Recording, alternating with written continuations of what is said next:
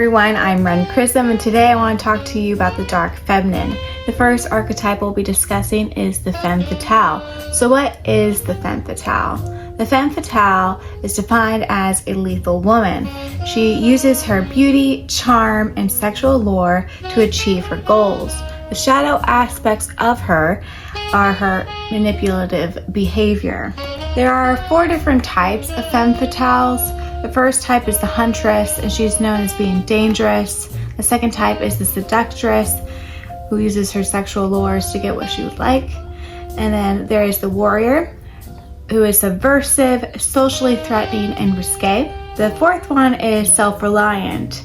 Self-reliant, it has aspirations, they're focused, money-driven, and also is considered to be unnatural because of them wanting to be educated and career focused.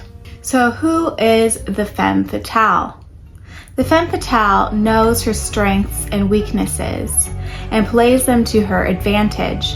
She goes against what the ideal woman is. She is dangerous, sexual, cunning, socially threatening, and self-reliant. The next archetype that we'll be discussing is the witch. A witch personifies independence, wisdom, and defiance of norms. Vilifying the witch causes suppression of individual expression, perpetuation of social injustices. The motto of the witch would be, "I can make things happen." You can see the similarities between the witch and the femme fatale. They're both dark aspects of the feminine form, but they're both independent and strong and considered dangerous to the patriarchy. The third archetype we'll be discussing is not as dark as the other 2, but it also has been vilified and demonized throughout history, and this is the wise woman. The wise woman attributes would be authenticity, they trust their intuition, they're independent, resourceful, they're non-judgmental, open to learning new things, and they are conscious of their ego and shadows so that they don't project their unacceptable parts on others. So again, these 3 archetypes are very similar. They are strong, independent, they know who they are, they trust themselves, and they tend to know what they want, and they decide to get what they desire by being resourceful and reliant on themselves. So why do we need these archetypes today? Well, there's laws taking away women's rights everywhere. Women's bodies have been made to be seen as unclean.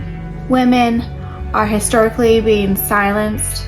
Healers have been killed previously and probably currently in other countries. They have been barred from education. Their accomplishments have been hidden or erased. Modern women have been abandoned in society, and spiritual women have been demonized. Some books I recommend that bring these 3 archetypes together and kind of personify these people would be The Change by Kirsten Miller, Wayward by Amelia Hart, and Circe by Madeline Miller. I loved all of these books. They were very powerful, and they made me want to personify these archetypes myself. I was already drawn to these archetypes, but the books helped me to feel more empowered within myself and my own power. So how can you embody these archetypes? First step would be you dressing how you want. Dressing how you want is self-actualization and goes against the patriarchy. So no matter how you want to dress, whether that's ultra feminine, modest, very overt, sexual, tomboyish, whatever, all of it goes against the patriarchy because you're doing what you want. Now, doing things that make you feel confident will also embody that archetype. So whether that's pole dancing, weightlifting, archery, horseback riding, whatever makes you feel more powerful and strong, continue doing it. The next thing would be to not be jealous. These people know who they are, and their insecurities don't cause jealousy towards other people. You know who you are, and if you feel jealous, it doesn't personify that archetype at all. If anything, the femme fatale would feel more competitive and would like to use their wiles to compete against other people and to see if they can come out on top. Next part is don't be afraid to be unique. In this world where people are copying the next latest trend, mimicking other people's behavior, this doesn't personify those characteristics. Being independent and strong, liking what you like, dressing how you want to dress, is going to set you apart from everyone else. You create this mystery about you. You want to express yourself, but also have this air of mystery so people long to know more about you. And the only way to do that is by being unique. So let's learn more about who we are, what we desire, so that we can create our ultimate self. The next thing is education. These women are well educated. They love to learn. Without education, you're not going to impress other people. You need to learn. You need to continue what you like through education. So whether that is witchcraft or politics, history, creative endeavors like art or literature or music, this is going to help set you apart. The next thing is self-reliance. These people they're not codependent. They can do things on their own. You need to be able to do things on your own and not have your partner be the one doing everything for you. You need to be able to do things. And this is what's going to make you strong. The last part is humility. Just because you are powerful and strong isn't going to make you egotistical. This isn't going to be attractive. So you're going to be humble. You're not going to brag. The next part is ways of increasing confidence. Confidence is something that needs to be practiced and learned. This doesn't come innately to everyone, especially for myself. Some ways of being confident is celebrating other success. You don't feel jealous by other people achieving things you want to achieve. A confident person celebrates other people's success. You're open-minded. You are secure in yourself, so you're able to learn about what other people's point of views are. And this may change your mind, or this may make you more confident in what your views and ideals are. Next thing is being optimistic. You're not going to be a Debbie Downer. You're going to look at the bright side of life by encouraging yourself and others. The next one is willing to take risks. A confident person sets out to achieve their goals, and the only way to do that in life is by taking risks. The next part is laughing at yourself. These sorts of things are what's going to set you apart. You're not going to be embarrassed if you do something wrong or if you make a mistake. Just laugh at yourself. Just let it roll off and move on with your day. The next part is being decisive. You need to be able to make decisions. This is one of the things that I struggle with. I let other people make my decisions for me, and I have all throughout my life. And so this one is going to be more difficult for me, but this might take more time for me, but I might just have to set aside time and make a pros cons list, and then I'll be able to make a decision. So whatever you need to do, whether that is quick or if it takes a lot longer to make your decision, as long as you're making decisions, then perfect, you're on the right track. The next part is that you're always learning. So again, self-study and education are very important and will increase your confidence because you have that knowledge base. The next one is admitting mistakes. A confident person will tell their boss that I made a mistake and I need help. The last one is that you accept responsibility. So if you made a mistake, you accept the responsibility and you move on. You figure out what you need to do to fix it. So some specific characteristics that you're going to want to develop are thinking for yourself.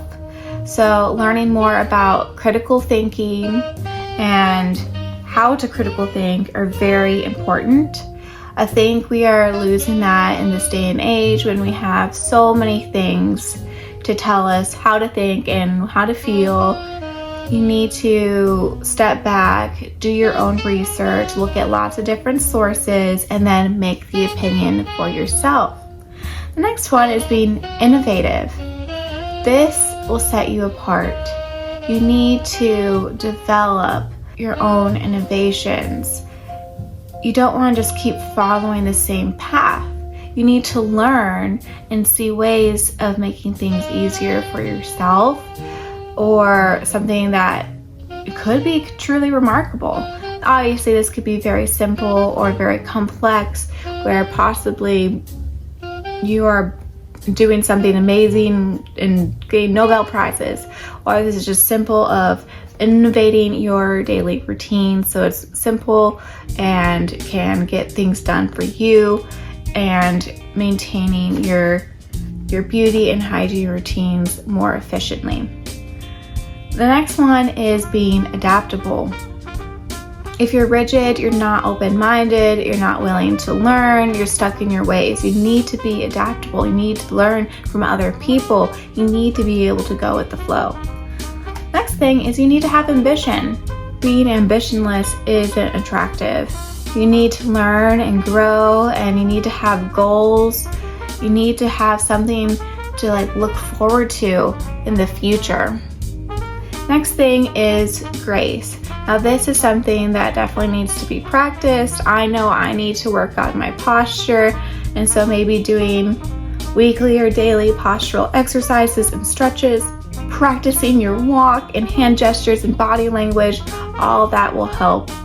But also, the art of conversation would also be very important when it comes to grace. You don't want to be speaking in a manner that is rough and maybe awkward. Of course, this could be something you disagree with, because maybe having something that isn't graceful is going against the patriarchy, and that's something that you believe. Again, critical thinking. You need to take these things with a grain of salt and then decide for yourself, what are the characteristics that I need to develop? The last one is leadership skills. This doesn't come easy, and not every school is teaching this, but when you lead, it's going to set you apart from so many people, whether that's in your personal or business life. And this is something that is important, especially when it comes to these three personas. They tend to be leaders in their own right because they're so independent and self-assured. So these three archetypes very much go against the patriarchy. So what are some ways to help you implement anti-patriarchal ideals? The first one is supporting women, LGBTQ+, Black and Indigenous owned businesses. Second is you need to be able to call out misogyny. So you need to have, again, that grace of conversation to where you don't seem antagonistic or that you're ready to fight and pounce, but that you are calling it out and that they're able to realize, oh, I didn't realize this. Thank you for bringing this up. I'll definitely reflect and think about this. And you can only do that if you have a way of speaking that is more accepting to other people instead of making people just get defensive and then they might not actually reflect on their misogynistic ways. Next thing is voting. Voting is very important. This is how we make changes. Of course, not everyone may feel like voting is as important in this day and age, but it's the only thing we have that we can do to make a change besides some other ways, but this is one of the easiest ways for you to feel like you are making a difference. So I definitely recommend going out and voting. Next one is say no to things that represent internalized sexism. So whether that is a position, a role, anything that makes you feel not good enough or is bringing up mixed feelings, just learn to say no. And developing these boundaries and learning to speak your truth is one of the most important things that you can develop. The next thing is don't be polite when it comes to gender-based violence. Sometimes being polite is great, and other times you need to do more to make a change and to help others, whether that's yourself or other people that are experiencing violence in their lives. Lastly, you need to learn to recognize that women are political subjects. We are constantly scrutinized and debated on, and our bodies are made to seem like we are not our own. So recognizing this fact and learning how to navigate this political subject is important to help make change and to speak about the injustices that we as women experience. So, lastly is my self-study program. So, I want to learn more and do things that will help me embody these archetypes better. Just because I know this knowledge doesn't mean it's going to set in and I'm going to be this femme fatale, witch, wise woman, queen type of persona. I need to learn, I need to practice, and so these are some of the things that I plan on doing. The first thing is learning to practice my walk.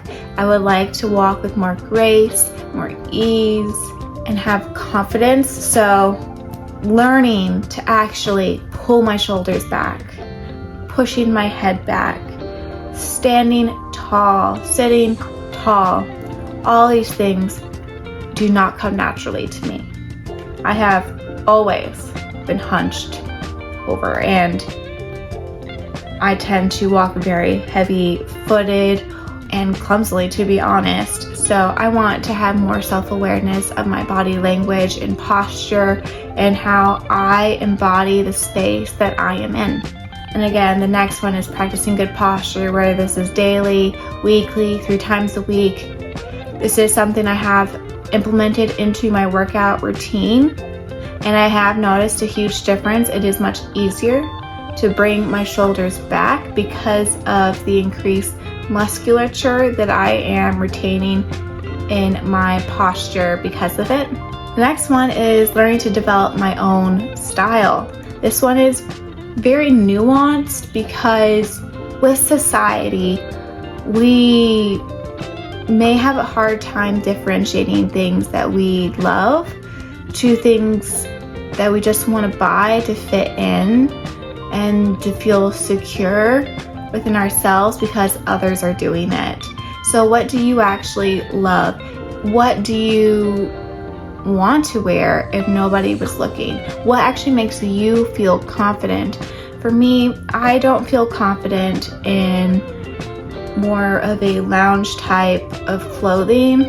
I love dressing up, and I have 2 personas, and I tend to embody one during the darker times of the year, and I embody the other in the lighter times of year. So I do more of a femme fatale look, witchy look in the fall and winter. A lot of darker colors, a lot more leather, a lot more lace, just a lot more edgy. And it's more of like a goth romantic-esque style. And then in the spring and summer, it's more of a light, airy goddess type of look. A lot of lighter colors, a lot of lighter fabrics, more of a fairy type of essence, and I genuinely really love this. I still need to hone my style and figure out what I love.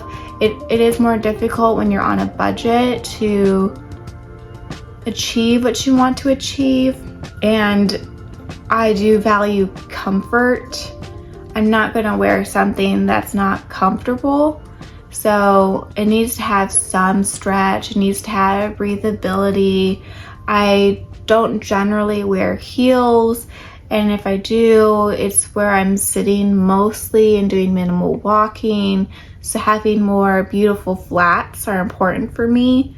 So learning to take in what is important for you and learning to bring it all together is important, whether you use Kibbe or Kitchener to help develop your style, or you want to learn that but then do the exact opposite to make yourself look really edgy and different instead of harmonious with your body and your facial features. That's all up to you. The next thing is I want to learn etiquette. I did go to cotillion and I liked and hated it at the same time when I did it in middle school. I hated it because of the way it felt misogynistic and why do I have to act this way? But now I know it's more, I could take things with a grain of salt, but etiquette can make you feel more at ease in new spaces and make you feel elegant and elevated and graceful and not feel awkward and uncomfortable in different situations. So this is how I view etiquette as. And so again, that you don't do any social like faux pas and then feel embarrassed later and then go on a spiral where like, I never want to do that again. I'm never going to go out to that place again and stuff like that. So there's definitely different ways that you can view etiquette, but that's how I view it. Next thing are some different things I'd like to study. So some of these things that I took for studying come from high society, and to be able to navigate conversations with a plethora type of people. And that's kind of how I think high society views their education. So world religion, world politics, world history. I feel like in America we don't learn much of other perspectives, and this is a great thing to do on your own. Next thing is I want to learn to interpret art, literature, and music, and then I can go to different places, learn how to interpret what I'm seeing or reading or listening to. And again, this helps develop your critical thinking. Next thing is learning to study other languages. Being able to at least somewhat speak or somewhat understand is so helpful. Next thing, this one relates more to the femme fatale. So the femme fatale knows how to manipulate others, and the best way to do that is learning to study mentalism and learning the tells of other people. Next one is studying the art of conversation. So there are several books that I've saved and I am very interested in this. I am not the best speaker and I would love to learn more about it, to feel more comfortable speaking. When I was growing up, had social anxiety and would get heavily embarrassed when I did something wrong. And learning more about the art of conversation is almost a way of healing my past self, in a way of making me more confident. when I was younger, because of the strong social anxiety tendencies that I had, I basically just stopped speaking because I felt like everything I would say was putting a foot directly into my mouth. It was just terrible, and I would say things I didn't mean. And so this is, I think, a great way for me to heal. Lastly, I want to practice acting. So I want to take on many different roles so I can embody different characters. I believe this is going to make me more confident because you're going into a different mindset. You're going to different body language. You are being a new person. And whether you are wanting to do a lot of different roles or you just want to practice being in the femme fatale, witch, or wise woman archetypes by selecting some scripts to practice, to embody those characters, is just amazing. This is mostly just for myself to help me get into those characters better so I can then bring it in and hone it to how I want to portray it with my own personality. Some of the things that has helped me this past year become more confident is I acted in my husband's short film, and before I had this huge fear of acting because growing up I felt like my emotions were out of my own control, and so because of that I shut down my emotions. I don't want people to see me in these vulnerable states, and so acting in front of strangers was going through this huge fear of mine, and it really helped me with gaining more confidence. The other thing I've been doing is listening to audiobooks, and I've been selecting ones that are really great at making me feel more confident because you're listening to the characters, you're not seeing them, and so you can view yourself as that character. And so it's like a more in-depth version of meditation and visualization. And so I'm putting myself in these characters' shoes, and they're developing confidence and strength and power. And this has really helped me accept different parts of myself and gain my confidence and gain confidence in my sexuality and my overall being. And I really would recommend viewing audiobooks in this way, just like closing your eyes and visualizing everything and putting yourself into that character is one of the best things to do. So this is everything I have to discuss with you about these archetypes today, and I hope delving into these archetypes and seeing their similarities and some of their origins, but how we're modernizing it and putting it together in a way of education so that you can take these characteristics and apply it to yourself to then become more confident, so that when you step out into the world, you're not afraid to take up space. And we really need these archetypes in this day and age with all the turmoil in the world and in politics. We need that peace within ourselves so that we can bring that peace into the outer world.